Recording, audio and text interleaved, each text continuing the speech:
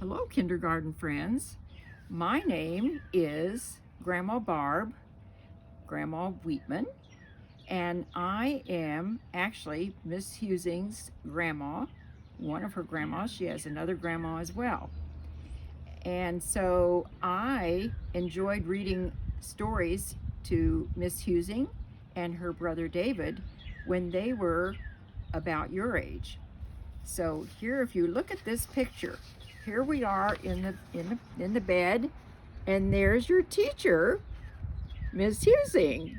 I think she's about 8 or 9 years old in this picture, and her brother is 5 or 6 years old. And we are reading the book Brave Irene. So I just thought you'd like to see Miss Husing, your teacher, when she was a little girl. Today I have two books, and I thought we would talk about the different kinds of turtles. So there are turtles that live in the sea, and they look like this. Their feet are flippers because they have to swim, and their flippers kind of go like if you go swimming and you're trying to learn the breaststroke, their flippers go this way in the sea. So but when the babies have to be, they can't be born in the ocean.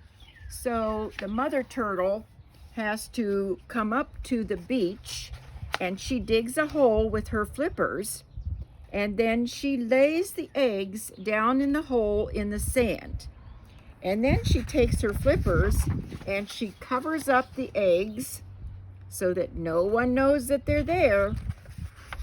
And then she knows the eggs or the babies are going to be safe there, and she goes back into the ocean because that is where she needs to live.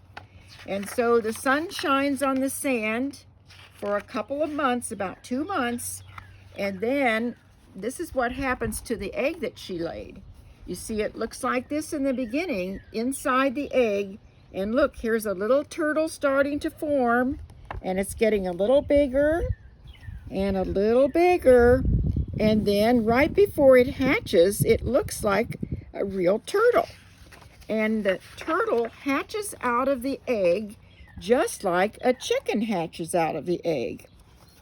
And then there are lots of them, maybe 100 or more, and they all go rushing through the sand, and they know which direction is the sea, and into the water they go to grow up to become big sea turtles like their mommy.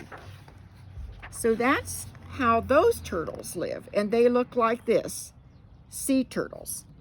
Now, the story today that I have is also, another story, is called The Foolish Tortoise, and the word tortoise is another name for turtle.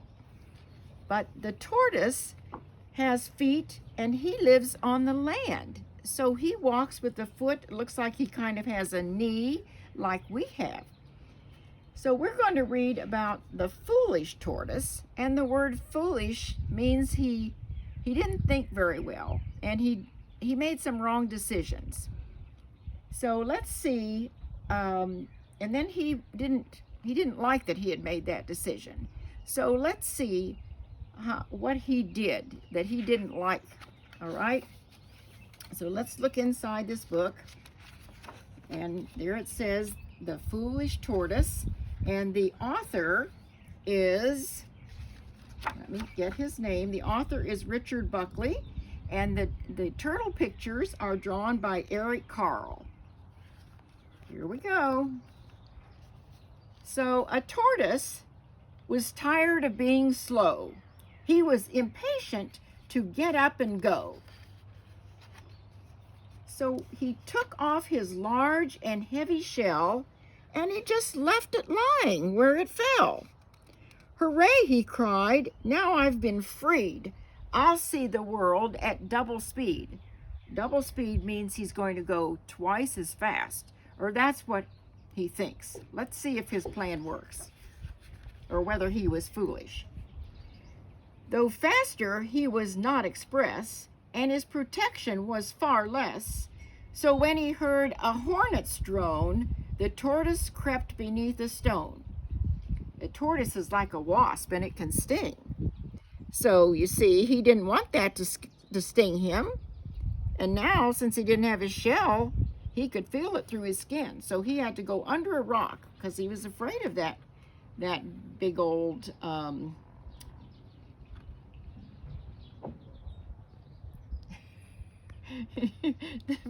the big old wasp. Anyway, a hungry bird came swooping past. He looked so fierce and he flew so fast. The tortoise hid behind some trees and felt quite weak behind the knees. Look at that. He's afraid of that big swooping bird. So look, there he is. He's having to hide. But if he still had his shell on, I don't think he'd be afraid, do you? I don't feel safe. There's too much risk. If only I could be more brisk. He headed for the riverbed. A fish swam up, and the tortoise fled. He was even afraid of that big fish because he doesn't feel protected. Along his way, our hero went, and he almost had an accident. A snake with open jaws slid near. The tortoise backed away in fear. A hare, a hound, and a horse. A hare, a hound, a horse raced by so rapidly that they seemed to fly. The tortoise gasped, and he sat goggle-eyed. I'll never be that quick, he sighed. He wandered on, and the sun grew hot. I wish I had more shade, he cried. A sudden thunderstorm swept in and soaked the tortoise to the skin. Again, his shell would be like an umbrella for him. Now he doesn't have his umbrella on. The wind rose up, and soon the breeze was bending branches in the trees. The tortoise shivered. Now I'm cold. I wish I hadn't been so bold.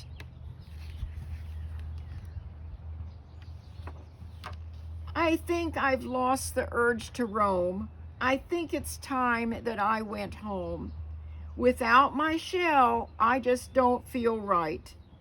So when his shell came into sight, he climbed back in and he said, good night. The end. So what do you think of this tortoise? Do you think he learned the lesson that it's better, you feel better and you feel safer and you feel sure of yourself when you make the right decisions? And also, he should have just been okay with who he was. That's who he was, a land turtle with a shell. That's how he was born.